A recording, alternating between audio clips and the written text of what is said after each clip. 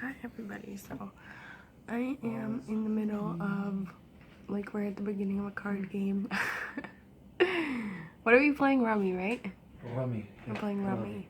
And my aunt is on the phone with, like, plane reservation people, and her husband's doing dishes, and Jack's sitting here. So I'm gonna make a video that I've been meaning to make for a long time. And it's called Princess Jaidynn. Jaidynn is my niece, and she's a princess. And I've been meaning to make this, and I was like, no, I can't do it until I explain to her why she's a princess and, like, let her know, because I, like, just had this revelation one day, and then it was amazing, and I was like, oh, I need to tell my niece she's a princess. This is gonna be, like, mind-blowing, which it was. She was very surprised. And so I finally did that. I got her trapped in my car, and I told her that she was a princess, and then her little sister's like, what? Like, my sister's a princess? So it's really funny. But now that I talked to her about it, then I can make the video. So basically, she's a princess. And the reason why is because Alright, thank you so much. I think she's a Christian, but she accepted the Most High, Jesus, Yeshua, his son, into her heart as her savior.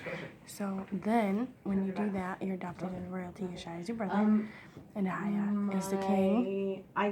So your dad's a king.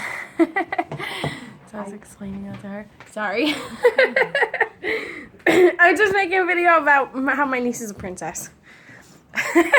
But keep going. Yeah, so anyway, her dad's a king, her brother Yeshua is a prince, and she was adopted into a royal family. Now, as a descendant of royalty, in the world today, it doesn't really show any kind of, like, conduct that you should be doing. Like, you know, if you look at the president, that's not a good example of how royalty is supposed to be acting, or, you know, it's not a good example.